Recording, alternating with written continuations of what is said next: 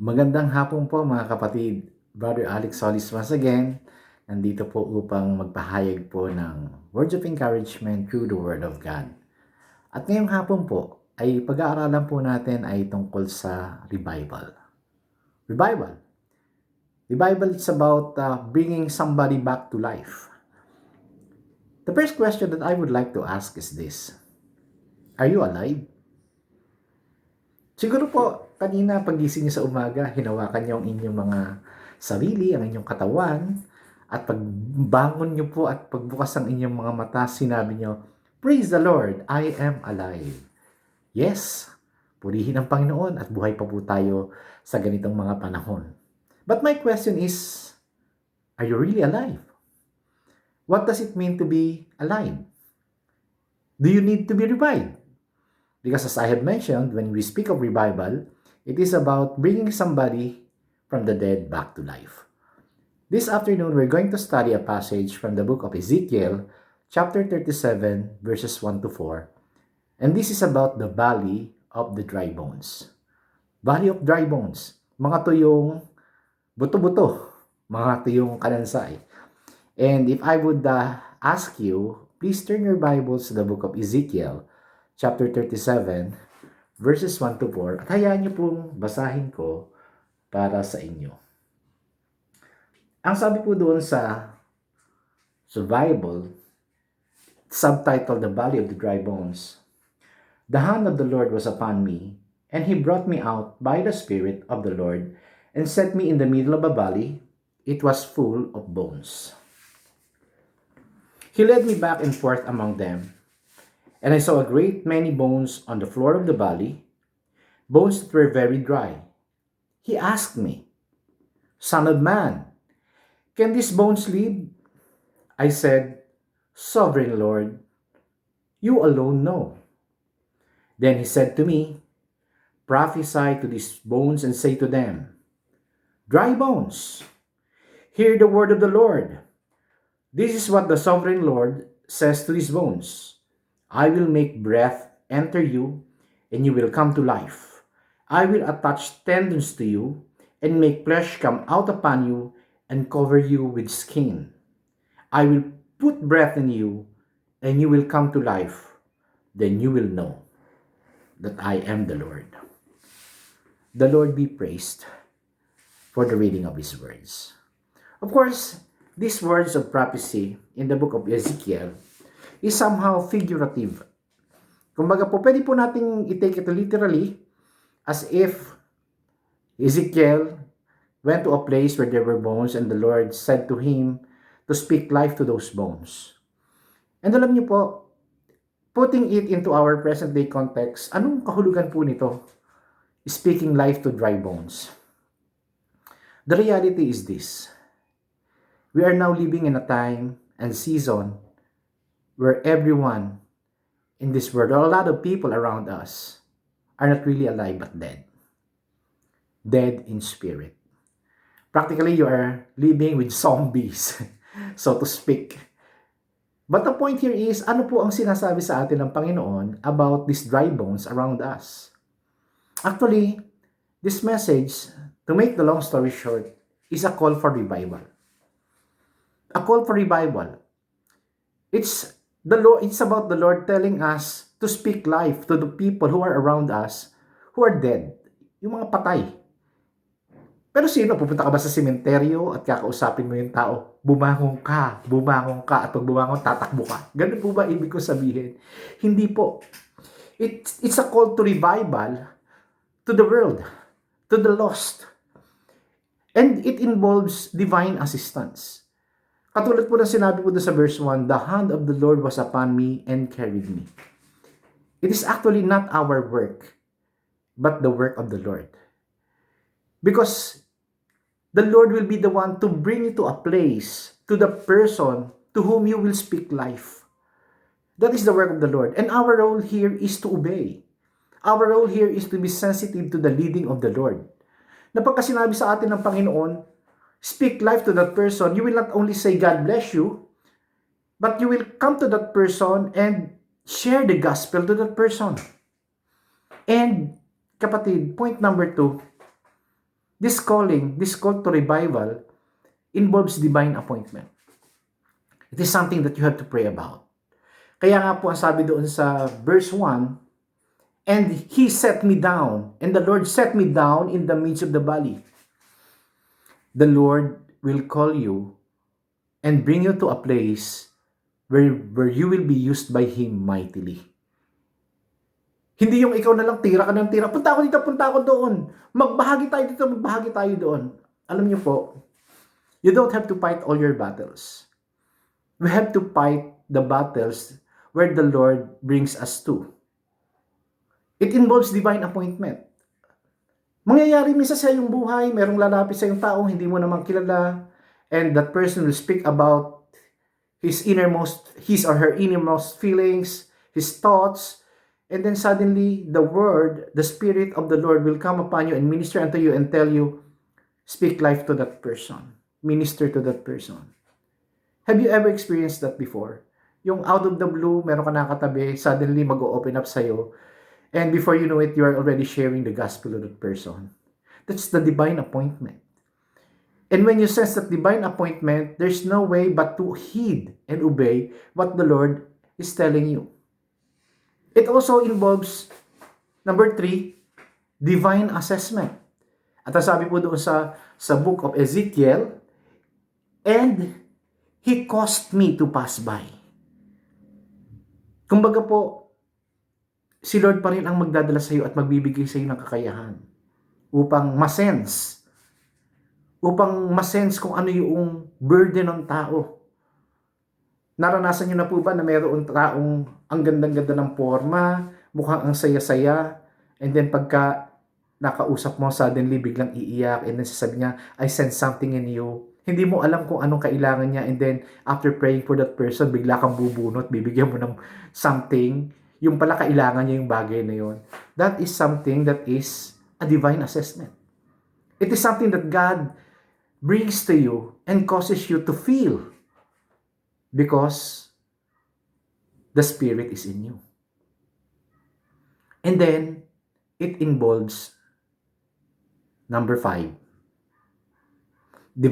Ulitin po, number 1, divine assistance. 2, divine appointment. 3 is divine assessment. Number 4 po pala is divine assignment. That is when you will prophesy to the dry bone. That is when you will share the gospel to that person. At ang sabi po doon, the Lord says to these bones, I will make breath enter you and you will come to life. I will attach tendons to you and make flesh come upon you and cover you with skin. I will put you breath in you and you will come to life. Then you will know that I am the Lord. This is about the work of the Lord as you allow God to use you. Kapatid, we are now in a time and place, and a season, an era that is near the last days. We are in the last days actually. And for all we know, God has been speaking to us through dreams, visions, through prophets, through events. And the message is clear. The second coming of the Lord is drawing near. And we have to do our part. Hindi po panahon para magpatumpik-tumpik at mag-relax-relax. This is the time for battle. But of course, just like Ezekiel, the Lord will bring you to a valley of dry bones so that you can speak life to the dead, to the dry, to the lost. And I believe through this message, God is reminding us that it is not about our work. It is about His work in and through us. And the only thing that we need to do is to make ourselves available, to heed, to listen, to be sensitive to the leading of the Spirit so that we may act and respond accordingly. Minsan po kasi sasabihin natin, hindi naman niya pinapagawa sa akin ng Panginoon. Kapatid, when you sense that the Holy Spirit is telling you something, wala kang magagawa pag siya ang kumilos. By hook or by crook, you will have to go and step out in faith and do what is expected of you. Don't be like a Jonah who, because of running away from the command of the Lord, was eaten by a live fish. Buti sana kung isusuka ka ulit ng isda. sa isang lugar kung saan ikaw ay magmi-ministeryo. Kapatid, this is a message not for the ordinary believer, but for a passionate Jesus follower. My question is, are you a passionate Jesus follower? Or you are only a believer? Are you only a believer? Because as a believer, we can only remain seated, satisfied, and resting in the comfort of our homes, believing that I'm okay. I'm okay. Even in the midst of this quarantine or lockdown situation, I am okay. But God is telling you this. Do not rest on your laurels. God wants to use you. God wants you to speak life to the valley of dry bones. Who knows, baka yung valley of dry bones, yung mismong sarili, yung mismong pamilya mo, na sinasabi mo palaging struggle mo. Kapatid, you only need to speak life. You need to speak to them about Jesus Christ. And sometimes, the only way to minister unto them is not just through words, but through your actions, through your life. Sa pamamagitan ng ating mga ugali. Minsan po kasi ang pinakamahirap abutin yung ating mga sariling mahal sa buhay at kamag-anak dahil hindi po sila maniwala sa atin because of our own attitudes. But if they will see the real change and transformation in us, surely there's no way for them to disbelieve. Kapatid, grace din ng Panginoon kung paano natin maipakita sa kanila na tayo nagbago. One more thing. You have been called for such a time like this to be a channel of blessings to many. Yes, sasabihin natin we also have our struggles, we also have our needs, we also have our wants, but the point is don't look at what you need. Don't look on your problems. Focus on the problem solver. And that is Christ alone. That is Jesus Christ alone. And for us to be able to understand how the problem solver works, we need to understand His words. And those are His very words in the Bible. We need to understand His words. We need to reflect on His words. And we need even to pray His words. Yes. Are you aware that the most effective prayer is by praying the words that Jesus spoke? The very words written in the Bible. Just like, for example, you are in need, Lord. I am in need today. I believe that you will supply all my needs according to your riches and glory in Christ Jesus. So be it, O God.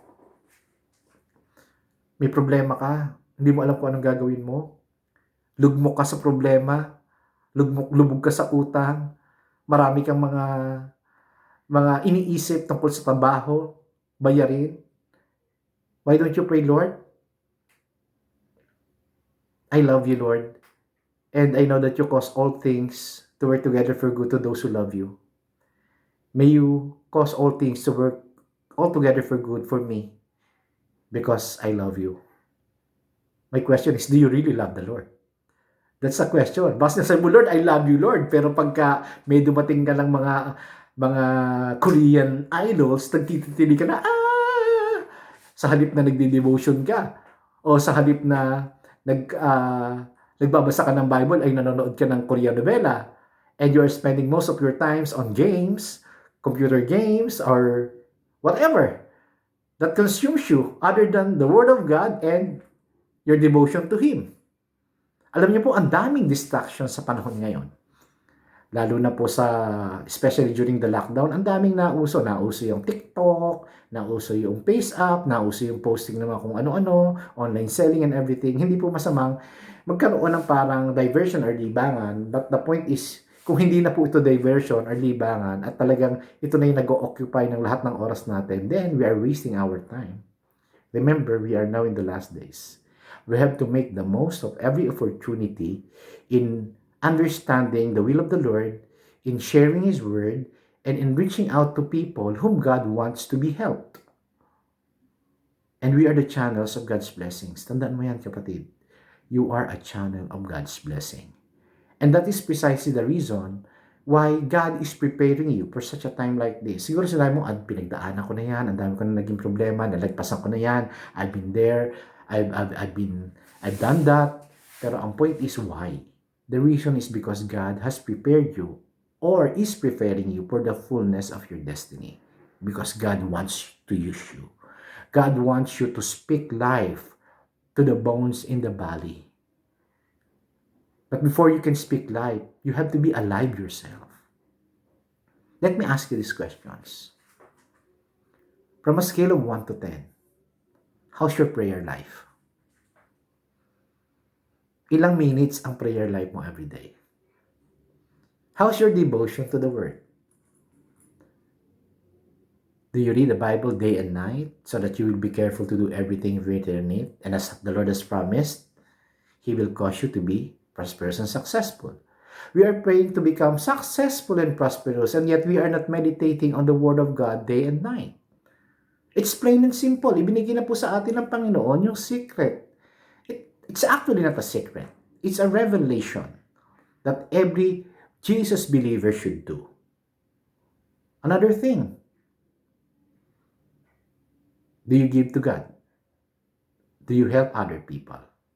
Because whatsoever you do to the least of your brothers, you do it unto God. Baka naman puro me, my, mine, puro ako, puro selfie tayo. We have to be mindful of the people around us. We have to be sensitive even to the needs of the people around us. Especially yung mga nanghihingi ng prayer requests. Especially yung mga taong nakikita mo na suddenly biglang nagparamdam sa'yo o suddenly pinaalala sa'yo ng Panginoon. Perhaps God is telling you to do something about that person. Another thing is, how's your relationship with your loved ones? Meron ka pa bang bitterness sa puso mo? Have you totally released forgiveness to all those who have offended you? Pag ba nakikita mo yung taong naka-offend sa'yo, nanggigigil ka o kumukulo ang dugo mo, o meron ka nare-remind na isang masakit na karanasan na nakalipas, parang sinabi, I remember the boy but I don't remember the feeling anymore. Or vice versa. I remember the feeling but I don't remember the boy anymore. Parang gano'n. Something like that. But my point is, may hatred ka pa ba sa puso? Have you released that once and for all? So again, before I end this message and pray for you, mga kapatid, my challenge is this. You have been called by the Lord for such a time like this to speak life to the bones in the valley. But you need to have life itself. I believe you have that. Kaya lang minsan nakakaligtaan natin yung focus natin. Nawawala tayo sa focus. And I believe it's time for us to once again reconsider and reflect. How's my relationship with God? Am I really alive? Tayo ba'y alive forevermore? Jesus is alive forevermore. But the question is that life of Jesus really in you? Only you can answer that question. Alam mo kapatid, God loves you so much. And He doesn't want you to miss the blessings that are in store for you. Of course, we're not just focusing on the blessings, but on the intimacy with God. What a joy it is to have that sweet fellowship with Him every time na tayo magpipray, na parang katapos mo mag-pray, sasabihin mo, Lord, pwede bang ito na? Sasabihin mo, Lord, pwede bang kunin mo na ako? I want to be with you forever. I want to experience your presence forever. But of course, until and unless we reach the point na tapos na si Lord sa atin, we will continue to be here. But we should remain alive. Alive in a sense that we are spiritually alive. We are used mightily by God, and we can speak life to other people, especially to those who profess themselves to be believers, pero parang wala. Parang deads. So today, let me pray for you. Let me say this, kapatid. You've been called by God for such a time like this. You are alive, and God will use you as a channel for blessings for many other people. Speak blessings to the valley of the dry bones. Speak blessings to everyone you meet. Share the word of God. Share His goodness. Share the gospel. Let us pray. Tayo po'y manalangin. Lord God, Heavenly Father, in the name of Jesus, we come before you to ask for your grace once more as I speak and release your blessings upon this person listening to this video. Panginoon, it is not by chance or accident, or this is not something that we have made up. This is a divine appointment. And even this very person listening right now, he may not know me personally, but for one reason or another, Panginoon, natanggap niya ito at pinanood. Father, I ask and I pray that you will speak life to this person as I speak life, as I speak blessings. I speak wisdom, protection, guidance, direction, protection, favor upon this person. Father, protect this person from his very self, from her very self. Take away all those carnal desires that is in this person na naghihinder sa kanya para makalapit sa iyo at maranasan niya ng totoong-totoo ang pagpapala at pagpapakilala mo sa kanya. Father, whatever those desires are, whatever those sins are, Father, in the name of Jesus, we pray that you cancel and nullify and you give this person a bad appetite for that kind of sin, for every known sin in the life of this person. Masamang panlasa para sa kasalanan yun. Palayain niyo po siya sa anumang bagay na umaalipin sa kanya at umaagaw at nagnanakaw ng kanyang oras na dapat niyang inilalagak para sa iyo. Panginoon, I pray that you will enlighten this person, that you will open up this person's mind and cause this person to understand how deep and how wide is your love for him, for her, Panginoon. At hayaan mo po, Panginoon, na maranasan niya sa oras na ito as we pray, your very presence, your loving touch, your warm embrace, your warm hug. In the name of Jesus, I believe that you are not bound by distance. Because even through the use of this technology, you will cause your anointing to flow, you will cause your spirit to be felt, and you will cause your words to be spoken clearly so that the person who will hear your words will understand it clearly in the name of Jesus Christ. Father, salamat po. Salamat po for this person.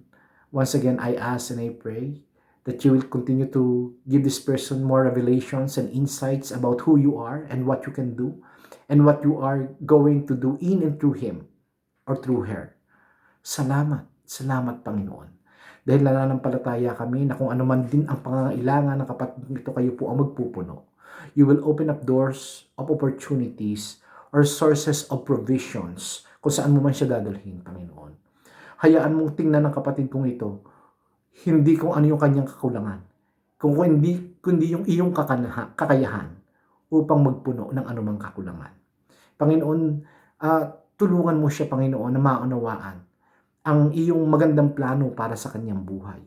Hayaan mo po, Panginoon, na sa kanyang paglakad ay madaraman niya palagi ang iyong pag-ibig. Madaraman niya palagi ang iyong pag-iingat, ang iyong paggabay, at ang iyong pagtuturo. Panginoon, salamat. Salamat. Dahil nananampalataya po kami na kami po ay dadalhin mo sa mga lugar kung saan nais mong ikaw ay makita at nais mong ikaw ay maipakilala. Use us, God. Use us, God. Here we are, O God. Use us. Send us. Bring us to those places where we can glorify your name as we share your gospel. Panginoon, maraming salamat din sa mga kapatiran at mga mananampalataya na patuloy pong sumasama sa akin sa pananalangin sa iyo. Lord, we acknowledge that it is only by your grace. Kaya po namin ito nagagawa. Hindi po ito dahil sa galing o talino ng sino man. Ito po ay biyaya na ipinagkaloob mo. Even the burden to record this prayer, to record this sharing is from you. Hindi ko po ito ginagawa para sa aking sarili o para kanino man. Ito po'y para sa iyo lamang upang maitaas ang iyong dakilang pangalan. Kaya Panginoon, kasihan mo po ang bawat mananampalataya at bawat manggagawa na makakadinig nitong panalangin na ito. Hayaan mong maging malinaw sa kanila ang inyong panawagan at hayaan mo rin, Panginoon, na maging pagpapala sila sa mga taong makakasalamuhan nila. So that as they speak forth your word, it will be as though you are the one speaking. So that as they speak forth blessings, it will be as though you are the one present and blessing those people. So that as they minister to other people, your Holy Spirit will be with them to empower them and to cause them to see signs and wonders so that your name will be honored and magnified. Father, we acknowledge the power of our words because you have created the heavens and the word and the heavens and the earth through the power of your words. We were created in your image and likeness. We are not gods, but you have given us this inherent power of declaration so that as we declare forth life, there will be life. Lord, we choose to declare life. We choose to declare life. We choose to declare victory. We choose to declare prosperity. Lord, this is not about prosperity gospel. This is about you prospering those people, not in terms of material wealth, but in terms of spiritual blessings coming from you. Panginoon, salamat. Maraming salamat po. And once again, Father God, as we end and close this short sharing of the word, I ask God that you will speak personally to this person. I may not have spoken anything today that will give this person a special message, but Lord, please, let this person hear from you today. Whatever that message may be, let it be clear. Let it be clear. And by your grace, cause that person to heed, to obey, and to act according to your words and according to the power that you have granted to this person. Salamat to Father God. Once again, we bring back to you all the glory, the honor, the praise and thanksgiving to the one mighty God, our Lord and Savior, Yeshua HaMashiach. In Jesus' name we pray. Amen. Amen and amen. God bless you, kapatid. I pray that through the short sharing of your word, you have been encouraged. Hindi po compulsory na i-forward nyo itong video na ito. This may be for your own consumption, but this is available on Facebook. Not on Facebook, but in YouTube. And you can just subscribe to my channel. Wala po akong intention na maging YouTube superstar, no. Far it be from that thought. Ang gusto ko lang po i-record sa YouTube so that if there are times na meron pong gustong ma-encourage through the words that I have shared, they can just go there and watch the video. Nothing else. Purely for the glory of God. So once again, God bless you, kapatid. See you next week. My apologies for not being able to post last week. I had some struggles. Yes, personal struggles. As a servant of God, I do have struggles also. I'm not perfect, but God is making His way to make me perfect. May mga pinagdadaan po tayo, hindi naman po tayo exempted sa mga ganung bagay. So, I would also ask that you also pray for me. Wala pong exempted sa mga challenges. But I praise God because He has caused me to overcome the challenge. And once again, I am here to share this message to you. Again, maraming salamat po for listening. God bless you. God bless you. And God bless you.